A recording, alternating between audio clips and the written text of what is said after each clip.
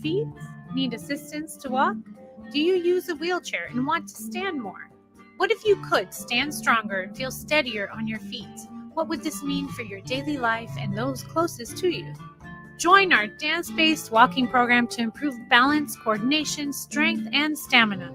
Wednesdays, May 18th to June 22nd at 2 p.m. at the iconic Columbia City Theater in partnership with Rainier Avenue Radio and Hugs That Empower nonprofit. Walkers, wheelchairs, and canes welcome. If you can stand and bear weight for even just 5 seconds, come dance to walk with Tango Stride. Rainier Avenue Radio, your community radio station. This is Cindy Bright, the host of Heartbeat Radio. Ako po si Rolly Polintan. This is Paul Tierson, host of Star This Time. is Paul Schneider today on the 73rd edition. Hey, y'all, welcome to Travelers Guide to Venus and Mars and Princess Rock. I want to reach you for Yvonne Mothers. You guys know me dirty Harry. Your home for information about the impact of the And amongst many things that's difficult about this virus is that it's it's been devastating. They're really heartbreaking stories of people who have. There isn't anyone that isn't impacted. Shutting our schools down, including all athletic programs. Your first-hand accounts. I did take the test, and I'm found out that I was positive.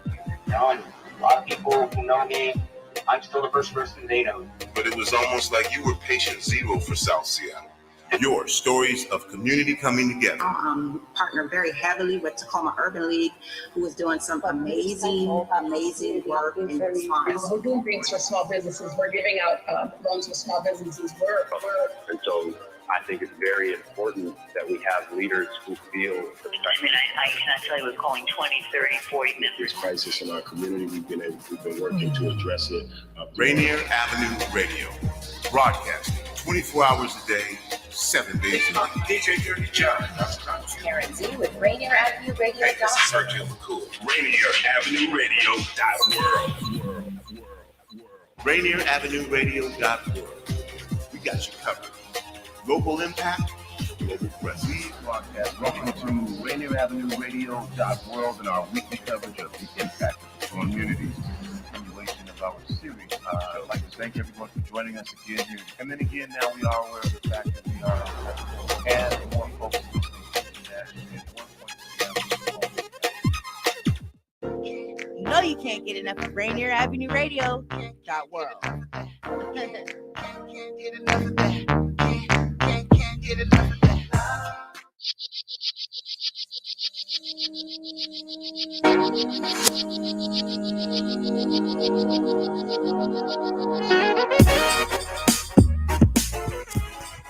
Welcome to Rainier Avenue Radio.world. It's me, Tony B.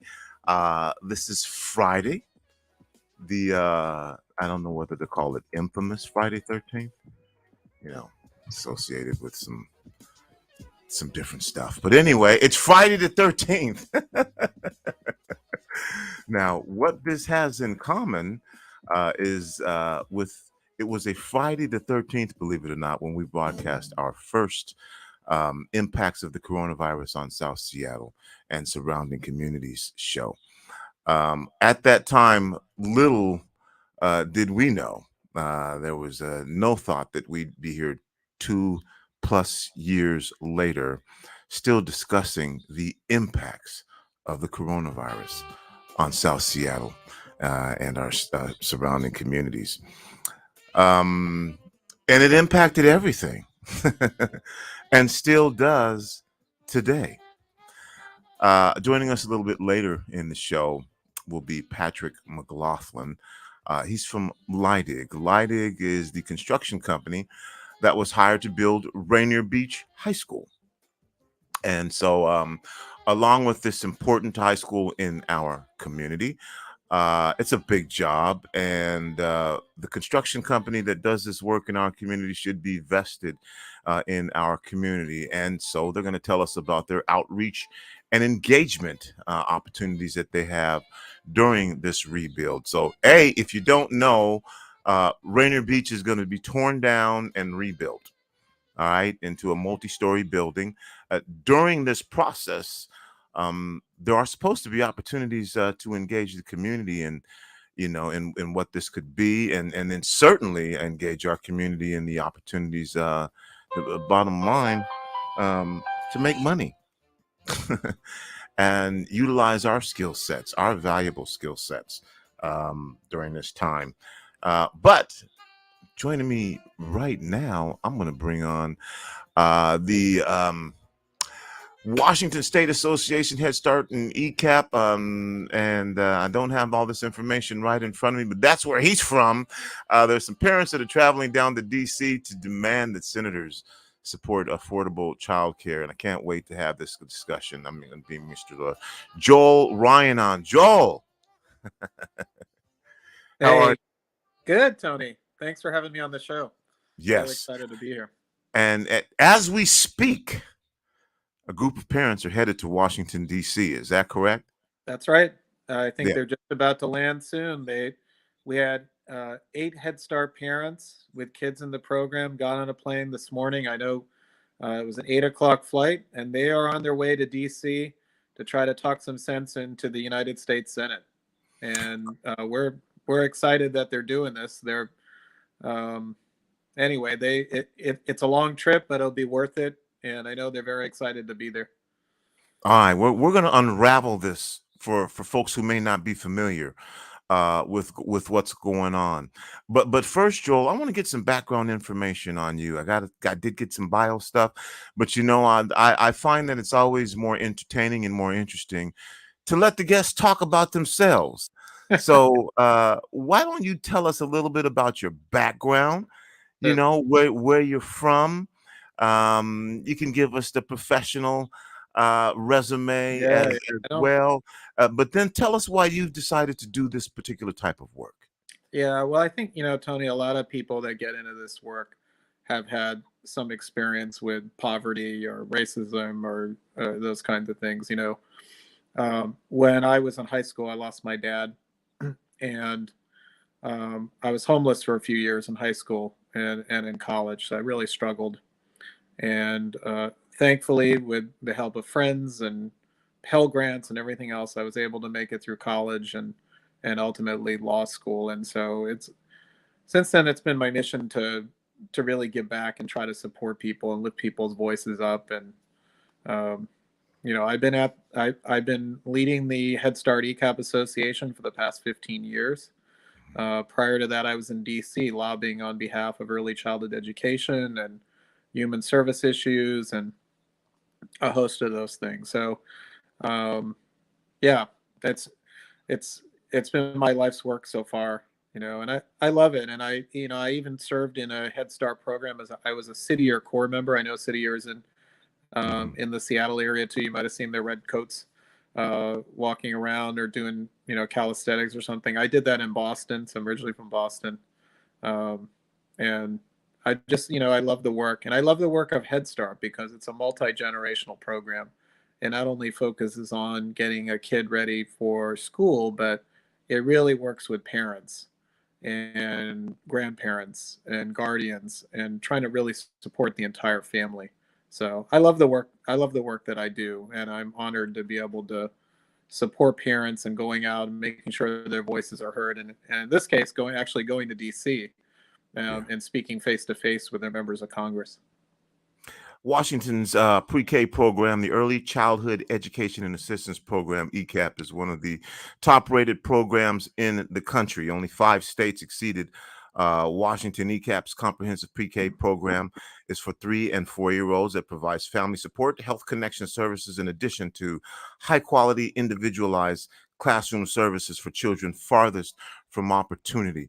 I'm very vested and have been for a while in early education. And even though there are no silver bullets, parental engagement, parental involvement, and the things that are engaged in early education are critical ways to make sure that families are safe and are raised in a healthy environment. And 85% of the brain development is done by the time a child is 3 years old. It's just a critical time. Having said that, for anyone who's unfamiliar with the Washington Association of Head Start and ECAP, let's give them a brief overview of what those organizations do and who they impact. Yeah, so we are an advocacy organization. We do two things. We provide professional development support for Head Start and ECEAP, basically preschool teachers and staff. And then the second thing we do is we are advocates. So we go up to Olympia and we speak with our lawmakers and the governor about the importance of early childhood education. And we also advocate in DC, as you're seeing today. That we go and we speak about issues that impact the Head Start program. So we're a membership-based association, and yeah, we're a small group. We're located out in Kirkland, but we have a statewide association, and it's been a terrific experience working at the association. And anyway, yeah, so that's what we do, Tony. We and I think you mentioned about, the importance of the brain science. So much of the connectivity of brain neurons and so much of it is done before a child even hits school, right? It's that 0 to 5 age that can really make or break a child's trajectory. And so we do everything at our association. And we're saying that evidence-based research shows that. We're not just talking about that. Yeah. There's a ton of research on this. I mean, there was a book many years ago called Neurons to Neighborhoods that out of Harvard that documents this. There's some work going out of the University of Washington too with the eye labs, where they can see a scan of the brain. So it's now not just sort of a political or moral issue. It is also a scientific issue that we know from science and evidence that when kids have a nurturing environment, when they're very young, they have a greater chance of success in school, even all the way through high school. And there's a recent study with Head Start, even benefits going and completing college. Sometimes you see health outcomes, Tony. I mean, one of the things that's really interesting, I've been teaching a class at the University of Washington, but they're finding that when little kids are experiencing very high levels of trauma or adverse childhood experiences, those things not only last with you when you're young or in school, but can really kind of screw up your health later on. I mean, you can end up with diabetes, heart conditions, other things, mental health.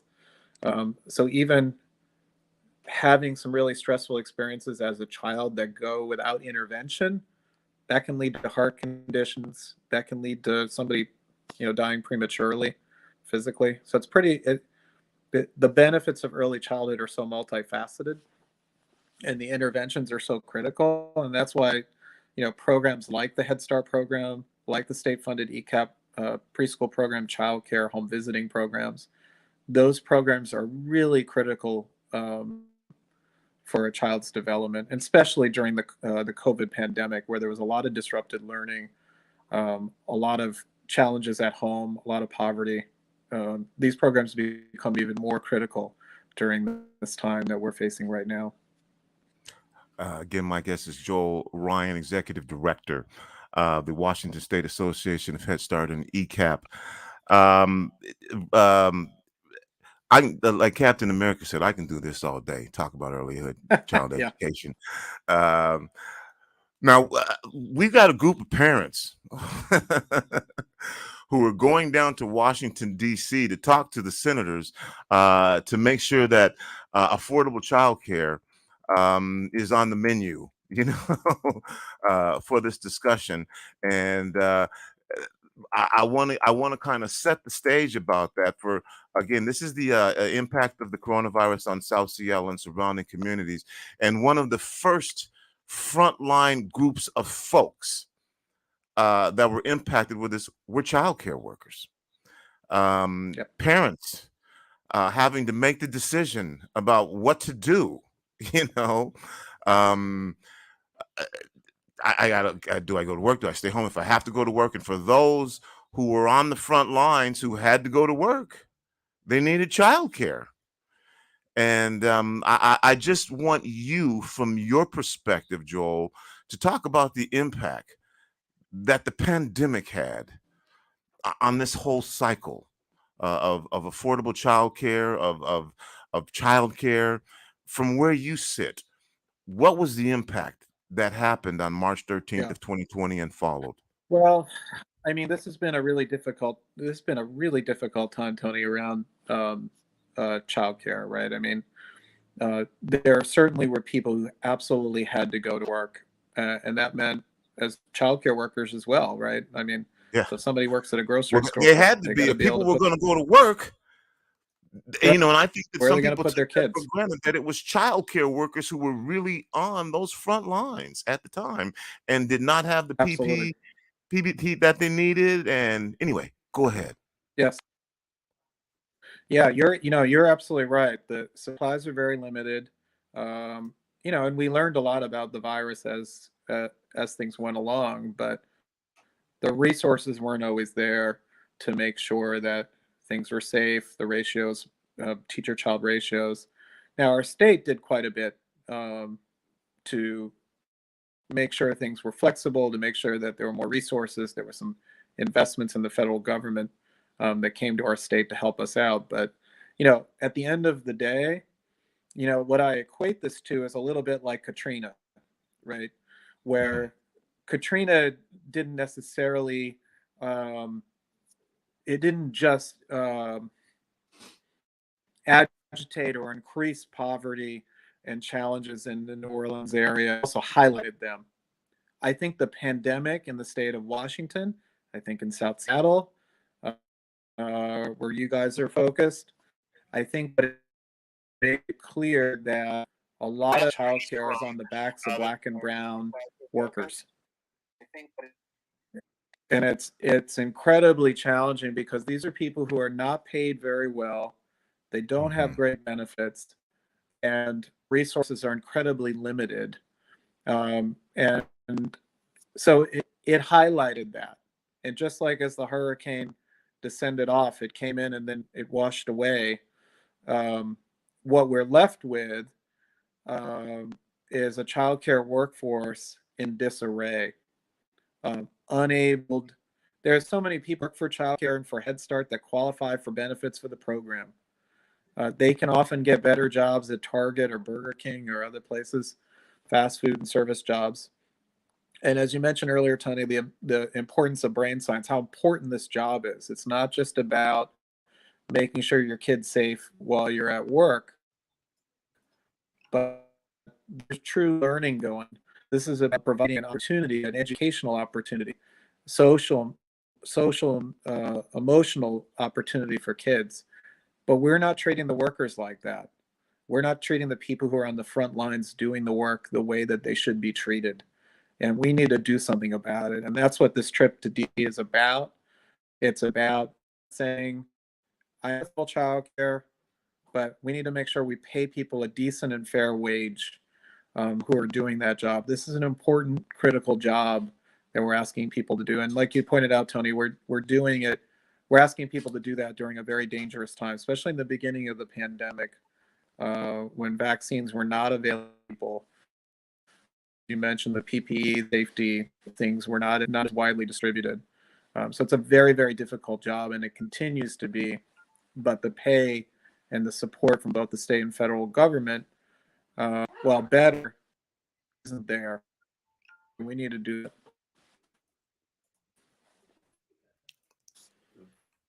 Joel, are you there? I think we're having an internet connection. But can you hear me? Joel, can you hear me? Yeah, I can hear you, Tony. Okay, we just Yes, had I can hear you. We had a little internet. Can you hear me okay? I got you now. We didn't hear the last 30 to 45 seconds of what you were saying, if you wouldn't mind, so that we can make sure we get that in, what you said just about the last minute. Yeah, I'm sorry about the internet connection. Can you hear me okay? It's still a little spotty, and I don't want to miss what you're. I don't want our audience to miss as well. the information that we're getting from you. Can you hear me okay? Okay, we have you now. Okay. Can you hear me now? So again, got you now. Okay. Okay, so again, and if we can just get that last minute, and then I'm going to move into sorry, that. Sorry what you about said. that, Yeah, Tony. you there? Yeah. So what I was just saying was that. Yeah. Can you hear me okay? Yes. Can you hear me now? Yes. If you can hear me, if you can hear me, what I was saying was that we need to do something to really support childcare workers. We're in a situation where the state and federal government has done the best they can so far, or at least made some progress. But we're at a place where childcare workers qualify for many of the benefits of the program. They qualify for food stamps. They qualify for TANF programs. We're doing them a great disservice by not paying them what they should be paid. And as I don't know if you heard me, Tony, when I was having some internet trouble, but you can often get a better job at Target, at Burger King, at fast food places than you can at this really critical job of helping kids get ready for school. And so I'm really glad that there are parents traveling to DC to make sure they get their voices heard, because we can't keep doing it like this. We're really doing an incredible disservice to families, to the people who are doing this work, the people in the South Seattle area. We need to be able to pay people a fair wage. It's not only the right thing to do, but we won't have anybody doing this important work if we don't start paying people. You're listening to Rainier Avenue Radio World. It's me, Tony B. This is our Impacts of the Coronavirus on South Seattle and Surrounding Communities broadcast. My guest is Joel Ryan, Executive Director of the Washington Association of Head Start. And we're talking about incredibly valuable workers. And there was a little light shined on them earlier, those frontline, those childcare workers, when folks had to figure out they still had to go to work and they needed childcare. Childcare workers had to continue to be there. Again, these aren't the best paying jobs. We got 8, I think, parents who went down to Washington, D.C.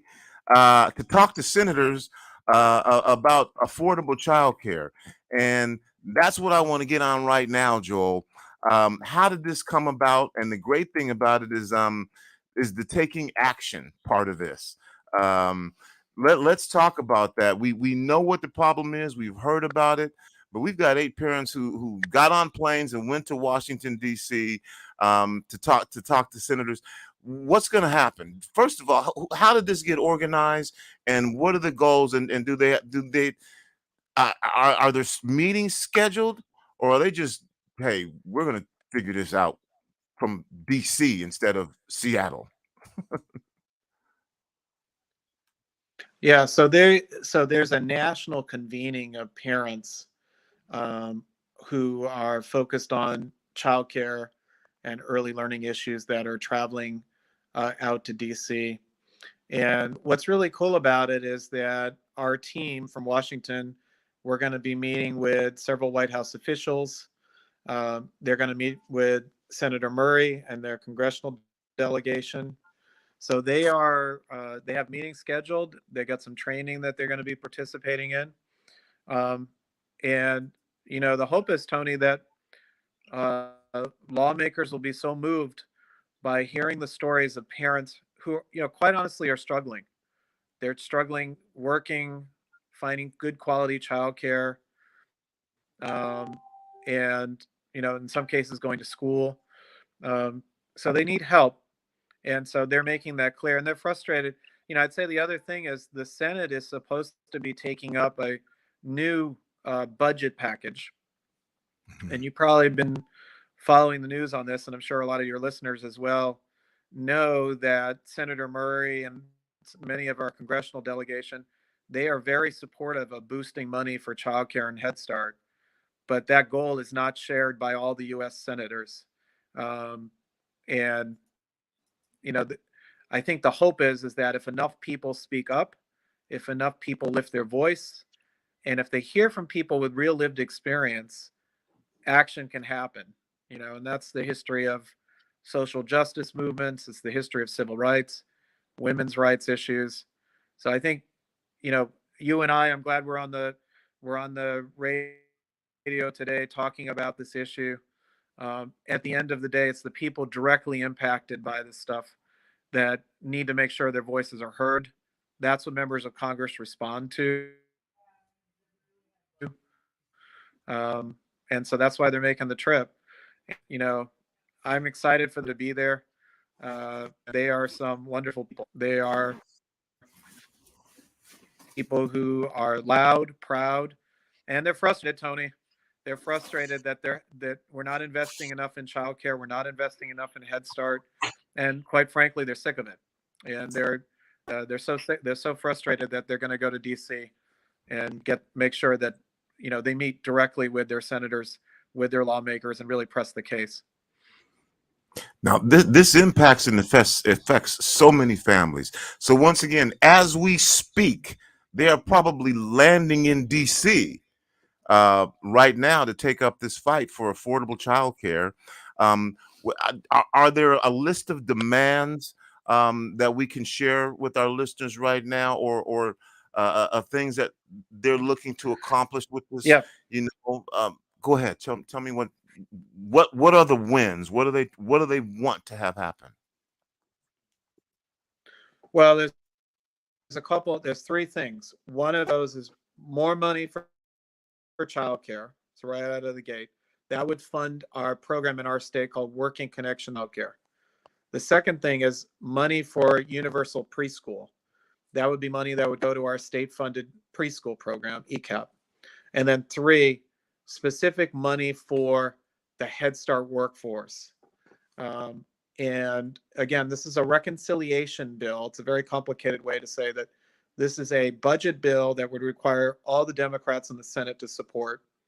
Right now, it includes prescription drugs. It includes lowering the cost of insulin. It includes some things around climate change. It may include some things around healthcare. But what it leaves out right now is childcare. And if your goal is to reduce the costs on the American people, to reduce some of the inflationary costs, one of the ways to do that is to make childcare more affordable for the American people. And for your listeners out in the South Seattle area, everybody knows it can cost more to have childcare than it does to go to the University of Washington, right? I mean, it is very expensive to pay for childcare and to find good quality childcare. So these parents are in town. There are several senators. You guys, your listeners are probably pretty educated about that, about Senator Manchin in West Virginia, Senator Sinema in Arizona. There are some people who are standing in the way of including childcare in this package. And these parents are saying enough. We're tired of being excluded. We're tired of being forgotten. And so they're in DC to, make their voices heard. You'll probably hear about some agreement, I'm assuming, before Memorial Day. That's when the U.S. Senate leadership has said that they are going to try to get a deal of sorts. But right now, that deal does not include childcare, despite overwhelming support from most of the Senate and Democratic leadership in the House as well. So there are some holdouts that, I think the question will be, will parents be able to move those holdouts? Will they be able to convince those people that, for one reason or another, are not including childcare in this package? Joel, we got about a minute left. I'm glad that we had the opportunity to hear your voice, to share the concerns of parents, and to again make our communities aware of again our child care workers and affordable child care. And yes, in South Seattle, we unashamedly talk about our community, but we do know that if it's happening in South Seattle, it's happening in other places, and it's happening all over the state. And so that's one thing that the pandemic did, is it connected all of us during a time of isolation. And by Rainier Avenue Radio, we were drawing audiences from all over the state, from Kitsap County to Bellingham to Eastern Washington, because everybody wanted to know. So take this last 30, 45 seconds. I want to give you the opportunity for final words. I've been throwing questions at you. Anything that you'd like to say to our audiences right now. Joel Ryan from Washington Association of Head Start. Well, I think the first thing I would say, Tony, is thank you. Thank you for your leadership through your radio program. It's a terrific program. Thank you for talking about the impacts of COVID on families. I think sometimes that gets missed. I'm just glad you had me on today. For people who are wanting to find out more information, you can go to our website, WSA headstartecap.com. You can get resources about Head Start ECAP. You can find, if you're looking for childcare or a Head Start program, ECAP program, you can find that information there as well. And I look forward to keeping you updated, Tony, and your viewers and listeners about ways they can get involved. But for now, stay tuned. We're hoping that action will happen. I'm incredibly grateful for these parents that gave up their time and energy. They're taking a few days away from their own kids and their own lives to be in DC to make a difference. And so, I thank you for having me on today. I really appreciate it. All right. My guest, Joel Ryan from Washington Association of Head Start. Keep your ears peeled. We get information. We'll share that with you about how impactful these folks were, these 8 parents who went down to are down in Washington, D.C. right now to talk about increasing the money that we get to take care of our youngest citizens. Patrick McLaughlin from Lydig will be joining me. We're going to talk about the Rainier Beach High School rebuild and the outreach and engagement that Lydig Construction is doing to make sure that the community is involved in this process. We'll be back in about 3 minutes right after this. This is Paul Pearson, host of Star Time. And when I'm not explaining to my intern exactly what R&B is, I'm listening to Rainier Avenue Radio.world. Почти никто не будет спорить, что дороги в нашем штате могут стать более безопасными, если при вождении телефоны будут вне досягаемости. Но сделать это не так просто, поэтому подайте пример. Уберите телефон в бардачок и переключите его в режим «Не беспокоить» и попросите родных и друзей сделать то же самое. Потому что, когда каждый из нас внесет свою лепту в это общее дело, дороги станут более безопасными для всех. Мы можем добиться этого только совместными усилиями. Это было сообщение от Комиссии по безопасности на транспорте штата Вашингтон. Hi, I'm Mac McGregor, the host of the You Can Make a Difference show, which airs live every Friday at 12 noon PT time. On the You Can Make a Difference show, we shine a spotlight on people who are doing amazing things to make a positive difference in our communities and in our world. We talk about what inspired them to do the work and what inspires them to keep going, how they got their start, and how you can, if it inspires you, plug into their work. We can all do something that makes a difference. So tune in every Friday at noon to the You Can Make a Difference show with Mac McGregor. This is your Rainier Avenue Radio.world community update on education companies offering free subscriptions due to school closings. You can access a list of over 1,000 free education resources at www.amazingeducationalresources.com and also join the Amazing Educational Resources Facebook group. Greetings. This is your host, DJ Naftali, Rainier Avenue Radio.world, the best DJ in the Seattle area. You can catch me every Monday at 8 p.m. on YouTube. Like I said, this is DJ Naftali, the best reggae in Seattle, Washington, the best radio station, Rainier Avenue Radio.world. Mom, right? Atlantic Street Center has been serving the children, youth, and families of the Seattle King County area since 1910. We partner with families and communities to raise healthy, successful children and youth through services including counseling, early learning, youth development, domestic violence, and education support for school-aged children. Committed to serving the African American community, Atlantic Street Center provides services and support for all marginalized people. Learn more at AtlanticStreetCenter.org. You're listening to Rainier Avenue Radio.world. Check us out on social media. Facebook and Instagram, Rainier Avenue Radio.world, and on Twitter at Rainier Ave Radio.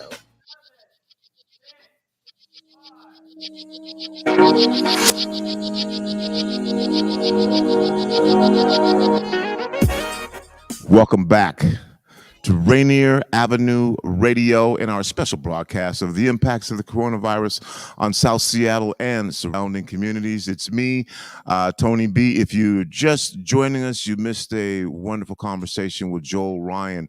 We were talking about 8 parents from Washington State who flew down to DC. They're just arriving there right now to advocate to the senators to include, not only if it's more money, some money towards childcare, affordable childcare, and then money for childcare workers who are still on the front lines and were since the beginning of the pandemic.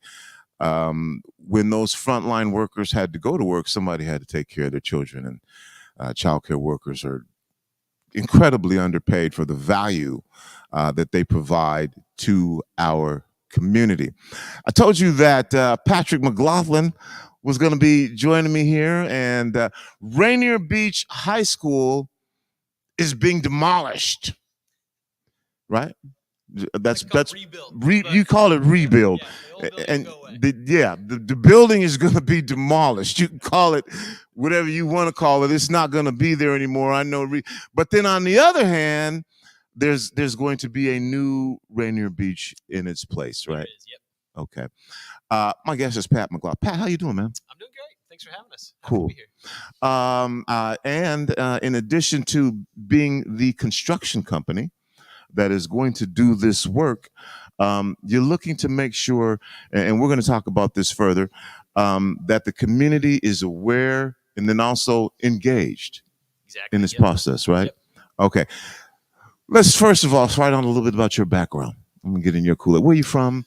And just give us some information on yourself. Yeah, I'm actually a Seattle transplant. I grew up in Indiana, a small little town outside of Indianapolis. Previous life as an architect, and actually moved out to Seattle to make a transition from architecture to construction management. So I attended some classes at the University of Washington, and ended up here. All right. Yeah. Lydig. Who is Lydig? What is Lydig? It's a construction company, but tell us about Lydig, their history. This is a really big project in our community. And so I'm sure folks want to know who the entity is, that is responsible for this really big project in our community. Yeah. Lydig is a general contractor. We were founded in 1956. We were originally started in Spokane, and now we have the Bellevue office. So I work out of our office in Bellevue. We do roughly $400 million in revenue a year, split between those two sides, between the Spokane and Bellevue offices. We do a lot of public work, a lot of K-12 schools. I think we've worked in something like 39 school districts, 150 plus schools we built. So K-12 is a big part of what we do as a company. We really pride ourselves on working in communities, working with communities. And so we're really excited on this Rainier Beach project. I think it exemplifies that community, building alongside community more than any project we've seen come along, for sure.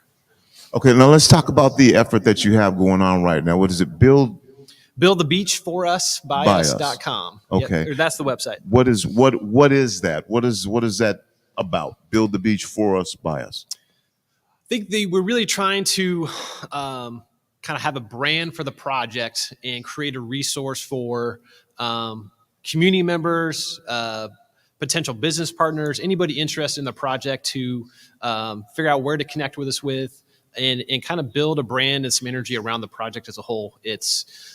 We actually had a presentation on some of our outreach work this morning, and one of the unique things about this is the construction project is 3 years. We've been working on a lot of this for a year already. And so not every job is 4 years, 5 years long. And so we really have the opportunity to kind of build much more of a resource for the community to be able to connect with the project. And so Build the Beach was kind of the tagline that came out. Then as we talked to the community a little bit more, the words "for us, by us" really got added to it, in that is really the importance. It's one thing to build the beach, but they want that school to be built by the community and with the community. And so we added those words to it. Okay, so you've got the words on there, "for us, by us." We talked about engagement and creating awareness and getting the community involved in this process. It's not like this community hasn't heard those words before. Yep. You know, but putting it into action and making something that's really meaningful that involves community input can be a different thing. So what does that look like right now? We're talking to people again. My guest is Patrick McLaughlin. Rainier Beach is going to be torn down. The verbiage is rebuild, because it will be rebuilt. There will be a new Rainier Beach High School there.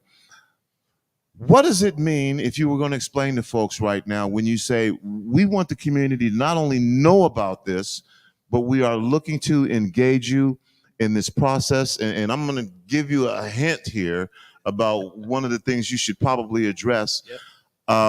When coming in with a contract like this to be engaged in this community, too often we see projects come in and then the dollars don't stay in the community at all, and the community doesn't get any benefit. Yep. So you tell us what "for us, by us" means, because when you hear "for us, by us," you think certain things. What does that mean to you with this project, absolutely. Build the Beach for Us, by us? Yeah, we've really broken I guess I would back up. When we started pursuing this project, we had to put our plan together and sell why we're the best contractor for this project. And as we were doing that, 5 years ago, we would talk about outreach. We go do outreach, and usually that meant women and minority business participation. But it wasn't super intentional across the industry. People do outreach, and it didn't mean a lot. And that's led to a lot of the mistrust that is 100% justified, that we're living with today. I think when we stepped back and we said, what do we mean by outreach? Well, let's get specific and strategic and target. So we broke our outreach plan into 4 kind of focus areas that are all independent and have their own focus and initiatives and strategies that go to them. And so for us, those were women and minority subcontracting business. So businesses engaging with the project. Then we have workforce. Who's the business is working is very different than who is on the site building the school with their own hands, right? So when we look at that workforce, those two things are related but independent. We definitely recognize and really, the more we can get minority and women businesses, typically you get more inclusion and diversity in your workforce that works for those businesses. So they are related, but we have a very specific focus on workforce. Then we want to talk about student engagement. And we can get into phasing in a minute. The building is getting torn down, but at the end of the job. So we're going to be building next to it. People aren't going to be displaced. We're going to make sure the new building is there. They can move into that before the old one goes away. But that's a huge opportunity to talk about all the educational setting that's on site next to this super cool construction project that's about to happen. You can talk about construction trades classes. We can talk about, photography classes, or all these other ancillary things that happen around construction that aren't actually construction trades. All those are opportunities to engage with students. Then our 4th is really just general community. How can we support the businesses around us, the restaurants, the food trucks, the copy store down the road, the tire store, whatever. How can we take the dollars that are being paid to all the workers to build that school and reinvest them as much as possible in the community around us? So that's kind of how we've broken out the 4. Then we can talk specifics on any of that. Cool. And you said something here that I know was a question that was raised to me. The school will be built, Rainier Beach, the old school will still be there. Yep. So that there won't be any displacement of students. Students won't have to go anywhere else. You'll build the new school first, or how is that? Is it going to be a transition? My understanding, which I don't have all the information, which was to have you here, was that it was going to be kind of both of those things were happening at the same time. But what I heard you say now is the old school will stay there until what, you are completely finished and ready for new students to move in? Yeah, there's a little overlap, but in general, that's the high level concept. Back to the very early on engagement with the community before we were even involved. A big priority from the community was to not have a temporary school or relocate, have that educational impact to the students. They wanted the students to stay in their building while the new one was built. And so that's what the design team and ourselves have come up with, a phasing plan that lets that happen. So we're this summer, we're going to be doing a small demolition of basically the locker room area of the building. That'll give us just enough space to build the new building next to it. So everything else is going to be left in place. And if you're familiar with the school and the site, there's a practice field between the football field and the baseball fields. And so that's kind of the zone of the new building. So we're going to take that over, let the school stay kind of in the southeast corner of the site. And so that phase will include athletic facilities, classrooms, kitchen, commons, library, pretty much everything except for the theater. So then we'll move everybody out of the existing into that new facility. And then when the current school goes away, then the last phase will be to build the theater. So that's the one piece that will be done after the existing school is demolished. So I don't think that we have any artist renderings with us.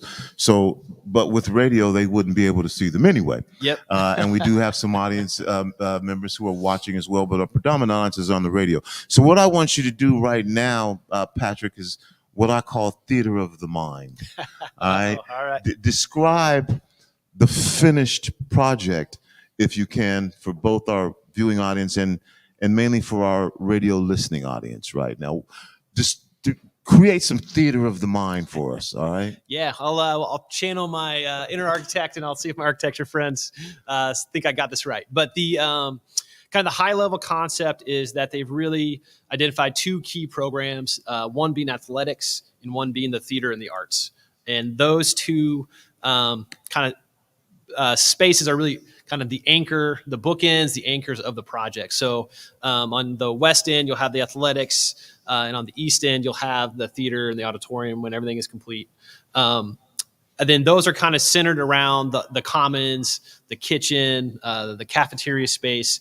And so there's between those on the lower levels is really a very open common space that's going to have a ton of connection to exterior light, a ton of connection from floor to floor. The library has a big glass wall that's going to overlook into this commons. Very cool, exciting interior space. And then actually one of the things I really like is from the commons on those lower levels, they're basically building the grandstands of the football field into the building. So in the commons, you're going to be able to walk out from the second floor and overlooking the football field, watching the games. It's going to be really cool.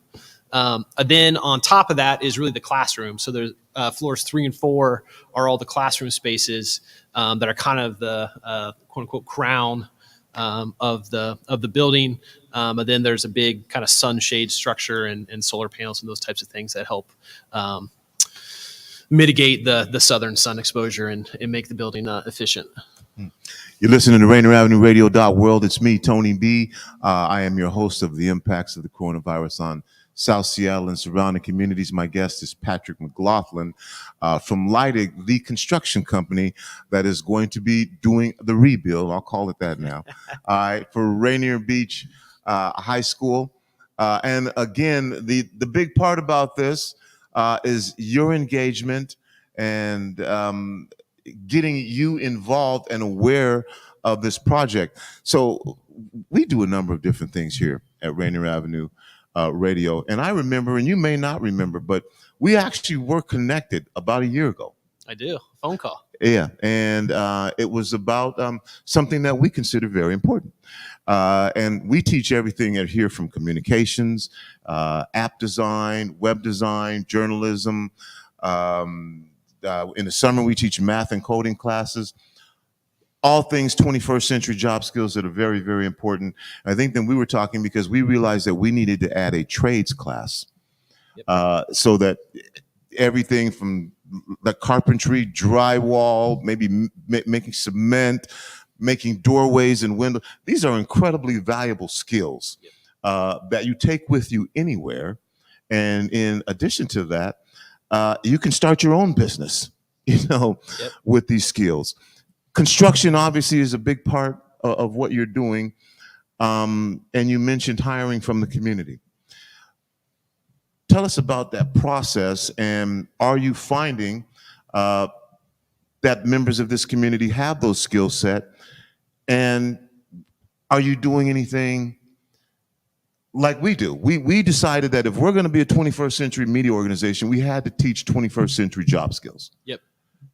What's on the table during this project that will ensure that members of our community not only have the opportunity to participate in this rebuild, but will have the skill sets needed to participate in this rebuild? Yeah, two things. One, a touch of context with Seattle Public Schools and what's happening real quick. I don't know how many people are familiar, but they've entered into an agreement called the Student and Community Workforce Agreement. And Student and Community Workforce Agreement. Sounds interesting. Yep. And so that is effectively agreement between Seattle Public Schools and the building trades in the area, and is an agreement to prioritize the groups identified by Seattle Public Schools as their priority to hire on their projects. And so those groups are, number one, Seattle Public Schools students, former students, graduates. I think even if you've attended the school but didn't graduate from it, but a former student. SPS households, if you're a parent of a student, if you're a relative of a student.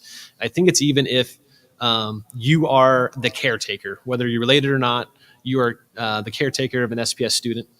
Then we get into similar to the city has a similar program with distressed zip codes, residents in distressed zip codes, then people of color and women of apprenticeship and journey workers. So they said all of those groups, of those hiring groups, we want to prioritize on our projects. And the trades basically said we are willing to do that and have entered into this agreement to partner to do that. And I guess I give that context because that is, for us, a tremendous tool to be able to prioritize all those groups on our projects when we're working with Seattle Public Schools. And then we get into how are we actually going to do that. And one great thing about the trades are you don't have to have a skill set, a trade skill set to start. You have to have, the excitement and enthusiasm for the opportunity and to show up to work every day. You have to have, the right mindset to come and learn. You have to be consistent, be on time every day, and they will teach you the skill set if you bring those attributes to the job. And so that's what's pretty cool about the trades. And so what we're really looking for is anybody who's interested, come talk to us. And we have our own internal team. We've partnered with R3 Community Services, who does workforce outreach, support services, training, and they really know kind of the groundwork of how the trades work. If you're interested in carpentry, Lydig hires carpenters directly. We have that path and the connections, or we can share the path of where you need to go to get in, and then we can hire you. If you want to be a plumber, we don't hire plumbers, but we can connect you with that path and help you get through that process and provide that barrier removal support services to help you through that. But the trades really all work on a similar concept of apprenticeship and then journey work. And so day one of your apprenticeship, you do not have to have a skill of carpentry or plumbing. They teach you call it learn while you earn. Okay. And so the apprenticeship is a 4-year process. And the great thing about it is every 6 months and I should say these are details for the Carpenters Union. Each union is a little different, but the model is generally the same. So every 6 months you go and you take a class, and you've now learned a new skill. So you get a pay raise. Then you work for another 6 months and you take another class. You've learned a new skill. You get a pay raise. So for your 4-year apprenticeship, you get a pay raise guaranteed every 6 months as long as you can continue through the hours of the program. Then at the end of that, you graduate, or what they call journey out, and you become a journey worker. Then you get a journeyman's card, and no one can ever take that away from you. Then you get the top tier pay scale. And those are contracts negotiated, renegotiated, I think every 3 years, and it very rarely goes down. So you at that point have a great career. The apprenticeship day one for a carpenter, I think right now you get $21 an hour. So in the ballpark, $60,000 a year without any carpentry experience. And when you journey out, I believe you're at $49 an hour, so roughly $98,000 a year as a career. Plus, you get benefits on top of that: healthcare, vacation, all the good stuff, pension.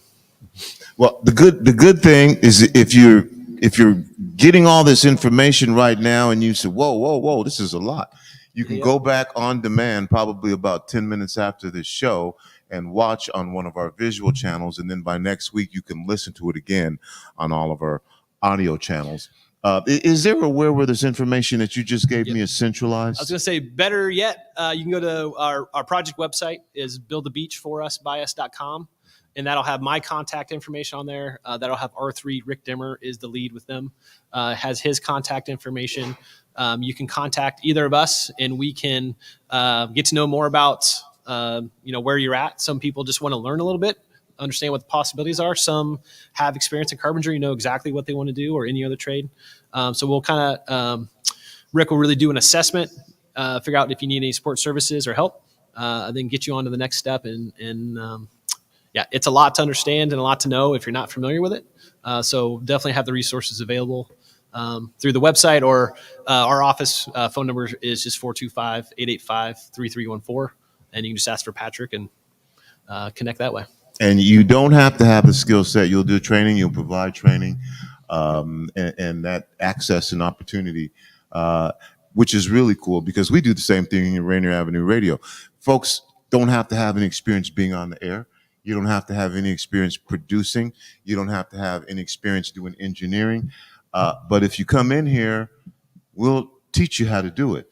Yep. And so that's why we have over 80 members of our community who volunteer at this radio station, yep, who now engineer and produce shows and host shows and do other things. And then over 400 kids we've graduated from our programs. That's fantastic. We've had kids who've started with this program who didn't have any experience, who are now broadcasting at Notre Dame, USC, Butler, University of Washington. I say that to say, what you're telling me is you will provide the training, because a lot of folks, that's a barrier for them. Yep. Where do we get the training? How do you get the training? And not only that, you're saying you can pick up these skills and what did you call it? Learn and earn? Yep, 100%.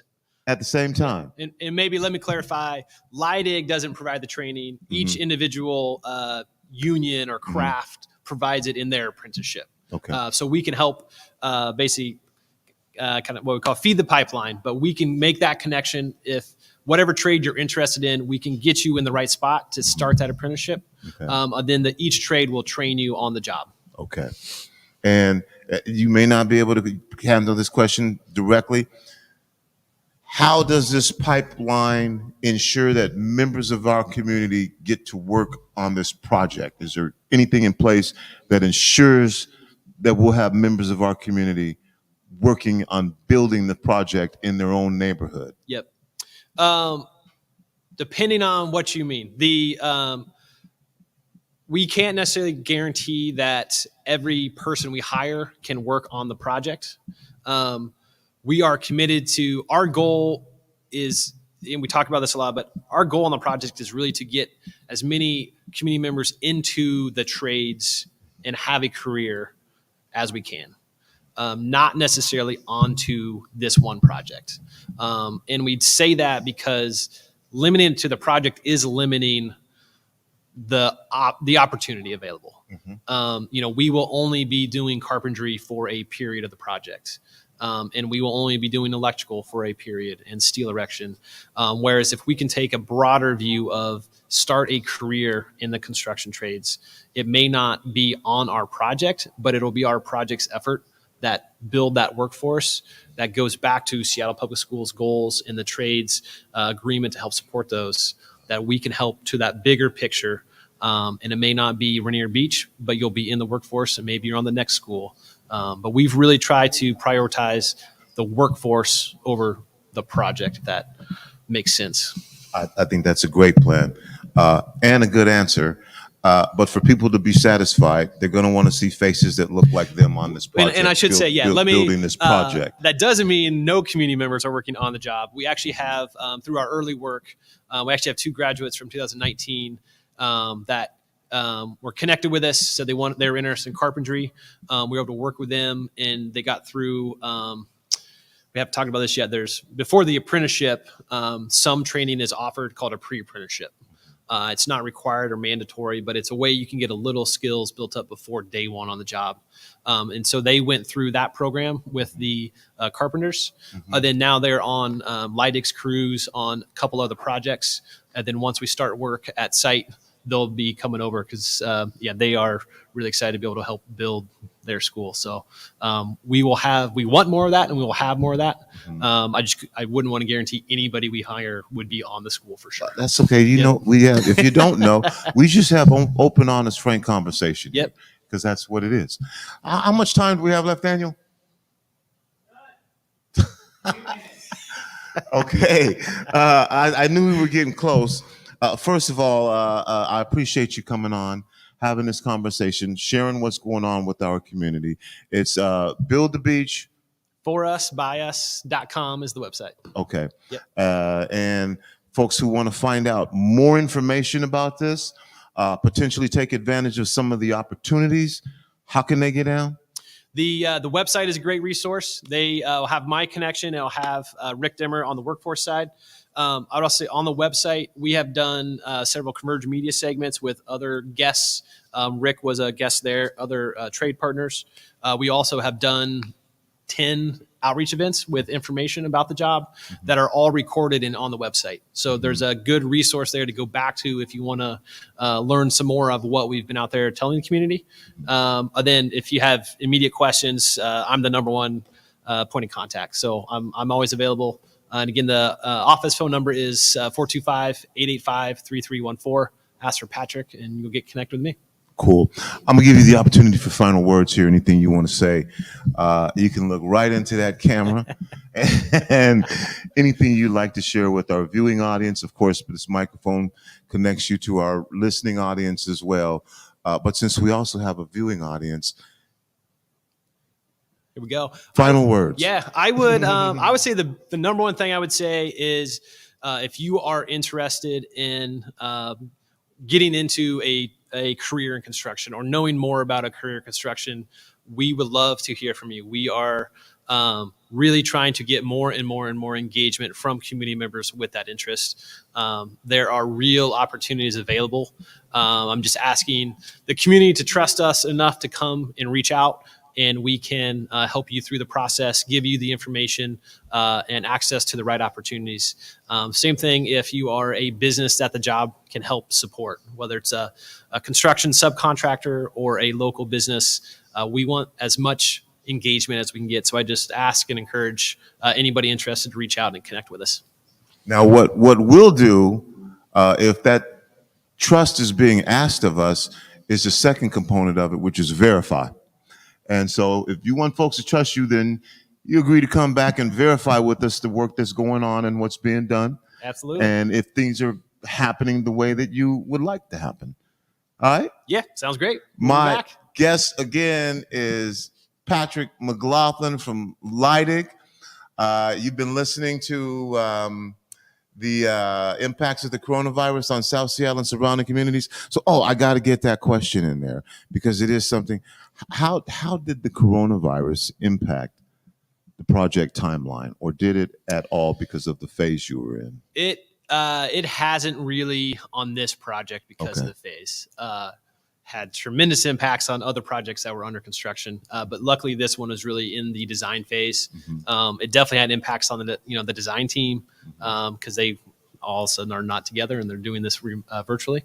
So everybody's finding new ways to work, but luckily the job itself wasn't really impacted overall schedule wise. Okay, so the timeline is still pretty much. Yep. Yeah, we're actually out there starting construction right now on a very small early portion, but we have broken ground on that. The main building won't be till later in the summer, but we're out there moving. Cool. Well, Patrick, thanks for what you're doing.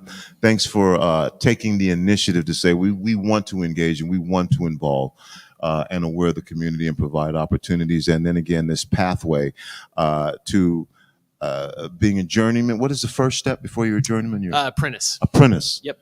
These are skills that if you learn, you can fix everything in your home yourself. You know, and then like I said, you take them with you wherever you go. Yep. So you always have them, and you can start your own business. Yep. You do good work. All right, Patrick, appreciate you. Build the beach for us, by us. Go to the website.com, and we'll have someone come back, and we'll keep you updated on this program and how things are working out. And the Rainier Beach, for the person that asked, now we know if you're just tuning in, students are not going to be displaced. The old school will stand. It'll be some transition, but then the new school where you can actually enter out onto or look out onto the football field. Is that what you said? Yeah, it's gonna be sweet. All right. That's it. That's all the time I have. For those of you who are on our visual audiences, just go over to Rainier Avenue Radio.world or through our app, and you can continue to listen to coronavirus shows. For those of you who are already there, you don't have to do anything special. That's it. That's all the time that I have for this particular interview. Is Tony B saying, remember, whether you believe you can or whether you believe you can't, you are probably right. I'm out. Peace.